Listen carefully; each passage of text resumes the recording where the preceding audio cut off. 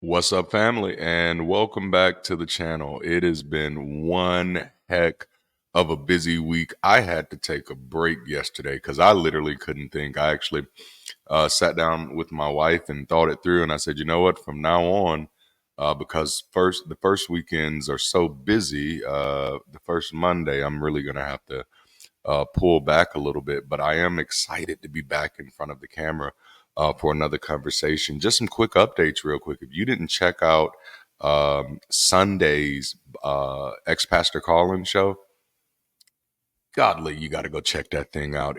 We had an amazing conversation, an amazing call. Uh, it got deep. It got really good. And I think this is the first one that we've done where there are actually Christians in the comments, believers saying how helpful this conversation has been for them. And then we also closed out our Change My Mind series in our Sunday sessions as well. So also check that out. And we have a lot of exciting events coming up. This week, of course, we have Bible study with the next pastor every Wednesday. Jason Foe is going to be hanging out with me from Dragons and Genesis. And then we also have, I'm going to be on the Hang Up this week with Matt Dillahunty, which, of course, I am obviously looking forward to that. And then this weekend, Mark and Ann Peralta from Apostate of Mind are joining us in a very special Sunday session. So I'm definitely looking forward to all of these things that are happening. All right, so y'all kind of know the drill. If you haven't already, like the video, subscribe to the channel, hit that alert notification bell, and consider joining our community either through Patreon, Discord, or the YouTube membership program. At whatever way that makes sense for you, we've made sure to open up those avenues. And last but not least, check out the merch because it's freaking awesome. All right, so what is it that we're talking about today? Why have you made this video? Why have you gathered us all here? Well, today I want to talk about, what do we lose in religious superstition? Now I've done a short on this to just kind of before where I kind of hit this a little differently from just some real dangers, or I don't even want to say real dangers, but more systemic and long-term dangers, which some of this stuff will be as well. But I did want to take a somewhat of a different approach in today's conversation. Because this, of course, is a popular conversation, Pascal's wager or what may have you. What do I lose by believing? And of course, if the idea was only believing, then sure, you really wouldn't be losing anything if you were just believing. But you're not just believing; you are behaving according to that belief. And we can examine that behavior and determine whether this behavior is sociologically beneficial or sociologically harmful. And when we're able to have the conversation with that type of nuance and that type of maturity, just to be honest, we can clearly see that it's a mute point. I mean, what do we lose? It's clearly obvious, and so. But for those who don't know, I do want to kind of walk through some of these things in this conversation, and so let's start with it. What do we lose in religious superstition? Well, the number one, and this is perhaps the most important, we lose healthy people. Okay, people lose their individual identity and autonomy. The first thing is there's this self perception of evil. Many religious doctrines teach the concept of original sin or inherent wickedness, which can profoundly affect self esteem and mental health. Studies like those from the Pew Research Center suggest that individuals who internalize such beliefs may experience higher incidences of guilt and depressive symptoms compared to those who do not. There's also the issue of learned helplessness, and this is one that I encounter almost on a daily basis. In environments where individuals are taught they are incapable of understanding or changing their world without divine intervention, there can be a significant decrease in personal agency and critical thinking. This can lead to a lack of personal initiative and a reliance on religious authority instead of self determination. This was one of the paramount reasons that I absolutely stopped pastoring. because I realized that much of the things that we were preaching, especially in the Black urban church context, much of the information, much of the anecdotes that we were pushing and that we were sharing were absolutely contributing to learned helplessness and absolutely robbing people of their agency, their autonomy, and their self-determination. And as an African American man, self-determination is highly important if we ever expect to cave out our existence, our reality in this country as equals. Self-determination is going to be important. Um, Man, I can talk about that. I'm gonna do a whole video on that because we're gonna talk. Um, there's also the external control of life events, right? The belief in the power of others' prayers or curses to influence one's own life can lead to paranoia and anxiety, which I'm absolutely positive that many of you have already run into. There was a survey by Baylor University that found that a significant percentage of Americans believe in the concept of the evil eye, showing how such beliefs can pervade thinking. Yikes. You know? And then there's also dependency syndrome. And what we're talking about here is what do you lose? What are we losing in religion? We're losing healthy people. What do I lose if I believe this? It's not just if you believe this, if you internalize this, and if you behave according to this, and if you treat other people according to this, if you tell other people that they are desperately wicked, that they are born sinful, that they cannot do anything without God, and that no matter how hard they try, they'll never be able to understand the world that they live in. If you don't understand the dangers of that type of messaging, I encourage you to go back and check out the video I did paralleling Christianity and this idea of slavery. But the dependency syndrome, the expectation that faith alone can bring about change, often diminishes the motivation for practical action, which again, this is something that I see so often. This can lead to passivity in circumstances where personal effort and action are critical. And just to take that a step further, it's not even just that it becomes faith alone for them. They become so disconnected from cause and effect. And these are things that I literally have to counsel people through because they think, I tell them, say, hey, man, faith ain't going to do it. You got to do something practical. And so they say, yes, I'm going to read more books. Or they say, yes, I'm going to attend more seminars. Or they say, yes, I'm going to go to more events. And what has happened here, they've been so disconnected from cause and effect is that they still have this superstitious idea that there's this one thing that I can depend on that will guarantee that everything else will work right. It's this type of magical thinking that I'm just missing the secret ingredient. I just don't know the secret sauce. And once I get the secret sauce, it's gonna be all good from here. And it's just like, oh no. And so we lose healthy people that way. And so even when people do kind of make the caveat or make the distinction to try to do something when it doesn't meet their expectations, and then or they do that one thing well and then they have to do something else and have to meet more challenge, they often get discouraged because they have this idea that challenge itself comes from the devil, or challenge is a sign that God wants me to turn around. And either way, it keeps them from building the very needed muscle to persevere. But so that's just healthy people. What about families? We also lose healthy families where you start dealing with compliance over genuine relationships.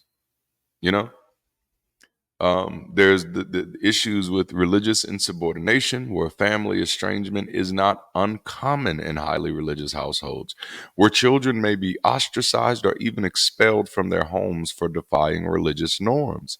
Of course, organizations like the Freedom from Religious Foundation report numerous cases annually of people being kicked out of their house, children being kicked out of their homes for religious insubordination, family members being disowned for religious insubordination, family members being aligned and having their characters assassinated because of religious differences.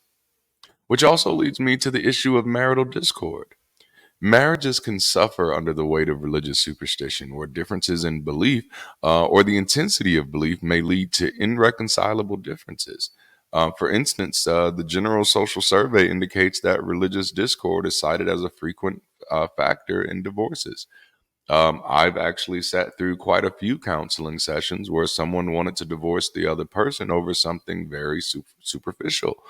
It could have been as superficial as this person doesn't attend church as much as I do, or superficial as this person drinks with their friends sometime, and God doesn't like that, so they can't be my husband, type of things.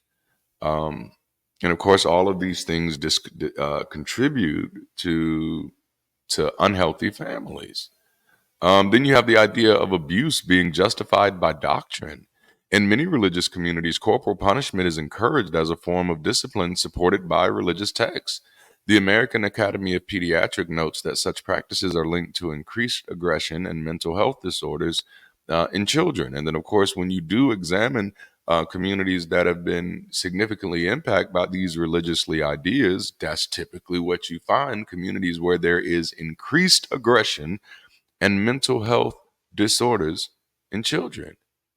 And you want to say, what do we lose by believing in this? Boy. And then, of course, the subjugation of women. This is all still within that healthy family dynamic. Religious teachings that prioritize male authority can prevent women from speaking out or seeking equality within their relationships. Studies have shown that women in highly conservative religious environments are less likely to pursue higher education or achieve economic independence. But it even goes economic independence. Sorry, but it even goes deeper than that, because there's a very interesting social phenomenon that I started studying a few years ago, where where girls born into a family feel that there is an absolutely distinct liberty distinction between them and their male siblings, whether regardless of age, whether they are the older or the younger. And it typically stems to this sociological inculcation of these authority dynamics, that one day you will be a submissive person and one day your brothers will be a leadership person. So these children are inculcated from a very early age to think of themselves as the ones responsible for submitting to everything mommy and daddy say, while the young men are often inculcated in a much different dynamic. Well, he has to find his own way. Boys will be boys. He has to be a leader. And so, even though in those dynamics, what you will find is that both of the kids can behave the exact same way and actually, get the exact same incomes, our outcomes, but they have both been so successfully programmed that the daughter typically will not push the envelopes in the same way that the son will, which is how powerful that social programming is. So even though she can recognize that it's wrong, that it doesn't feel right, that it doesn't feel healthy, as long as she's a part of that cultural belief system, she's still not going to push against it with the same liberty that her male counterpart does. This is what we lose. We lose our daughters lose our daughters, our sisters, our mothers, you know, women, period, because they don't have to be defined by any of those. But these people that we share this planet with, that this life, that's part of our species, they lose a sense of liberty in their own identity. You know, it's insane when you think about it. It's insane when you think about it, and people have the gall to ask, well, what's the worst that could happen? Are you fucking kidding me? Okay, so I'm gonna wrap up here with this last one, and healthy communities. That's definitely the other thing. We end up with economic and educational stagnation. All right. First place that this is clearly seen is financial literacy. In many religious communities, there is a focus on God being the blesser, God being responsible, which goes even deeper than prosperity theology, where all of these groups share a common idea that financial success is seen as a sign of divine favor rather than the result of education and or hard work. Now, this can detract from learning basic financial skills as evidenced by lower saving rates and poor financial planning in highly religious regions. You know, you want to use a region to check out, use my region as a case study, the Wiregrass area of Alabama. Start there. There's also the neglect of education. These churches often encourage the view that secular education, often even religious education, is unnecessary or even harmful, which leads to undereducated communities. For example, the Pew Research Center finds lower levels of science literacy among populations with high religious adherence, which that should be a glaring no duh to the rest of the world because of course many of these people, not all of course, but many of these people believe that science only exists to undermine their religion, you know? There's also the misguided solutions to violence, and in communities plagued by violence, attributing causes and solutions to supernatural factors rather than addressing socioeconomic and political realities can hinder effective interventions. The lack of support for community based violence prevention programs is evidenced in areas with strong religious influence. And I mean, these areas are absolutely resistant to actual community development programs that do any type of training. The churches are typically saying, no, the only answer we need is prayer and often giveaways because we get the giveaways to get more people to say, oh, the church must be the one who really cares about us because they're doing the giveaways. But the church is just going to say the solution to all of this violence is prayer and belief. If all of you were just Christians, then we wouldn't have this violence, which the disingenuousness of this is that the majority of the violence committed, and I can't speak for everybody else's community, but I can speak for mine, but the majority of the violence committed is by believers, by people who are Christians.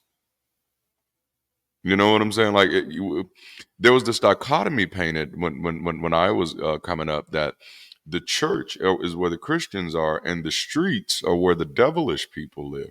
But what you actually look at when you really examine these communities, the church and the streets are two sides of the same coin.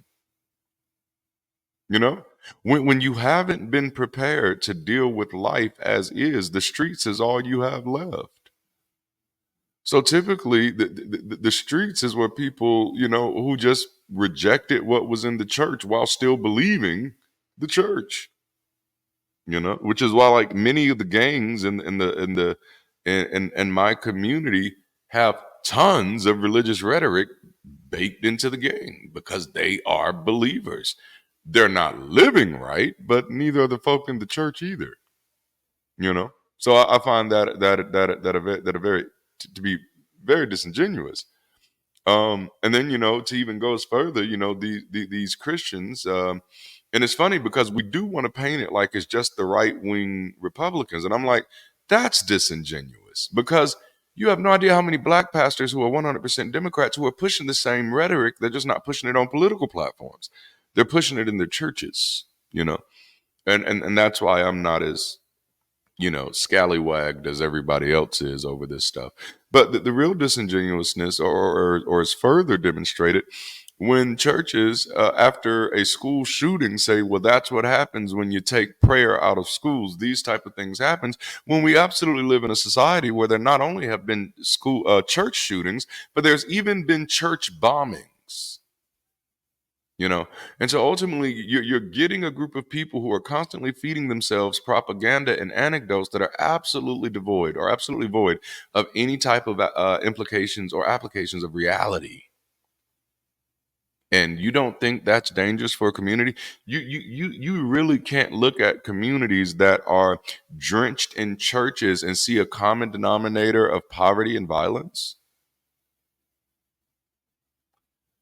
There's also a discouragement from science and arts, which is similar to discouragement from education or neglect of education. But when religious leaders promote the idea that religious texts are the only necessary source of knowledge, it can result in a lack of interest in the sciences and in the arts, the humanities. This leads to a decrease in professionals in those fields who are absolutely essential for community development and innovation. So, what do we lose? We lose healthy people, we lose healthy families, and we lose healthy communities.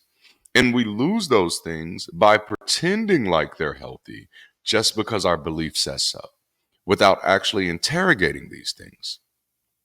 Someone once asked, when examining a broken community, where are the scientists, the engineers, the artists, the administrators, and the educators who could have pulled this place back together? Well, I hope I just showed you why the answer is clear. These are often the things that we lose to religion. These examples illustrate how deeply religious superstition can permeate and adversely affect various aspects of life, underscoring the importance of fostering environments where individuals are encouraged to think critically and act autonomously for the betterment of themselves, their communities, and this great big world that we're sharing together. That's that's the point. What we lose is cooperation, collaboration, and the capacity of other people. How dare we complain about the problems of this world and of this society when clearly only 5% of the people are actually in the game? That should be concerning to us. That perhaps we could accelerate our progress. Perhaps we could accelerate social justice if we stop doing as much finger pointing and start trying to find a way to help people come out of these caves of superstition. Not because they're annoying, but because we need them on this side of things so that we can continue to advance as a progressive society. I hope I've said something that has those wheels turning. This was an awesome time. Please remember to like the video. Hit the like the video, subscribe to the channel, hit that alert notification bell. Consider joining our community. Again, Patreon, Discord, YouTube membership, wherever you can find us. Hey, we'll be there. And then also check out our merch because it's dope. Also check out Sunday Sessions, the Ex-Pastor Call-In Show, Bible study with an ex-pastor. We're getting extremely busy. Our community is growing on Discord. We had our first game night. We have some more game nights coming up. So trust me, you want to be connected. This thing is getting nice. I love y'all so much. Thank you for hanging out with me. Until next time, keep rising, stay progressive, and let's try to stay beautiful. I'll holla.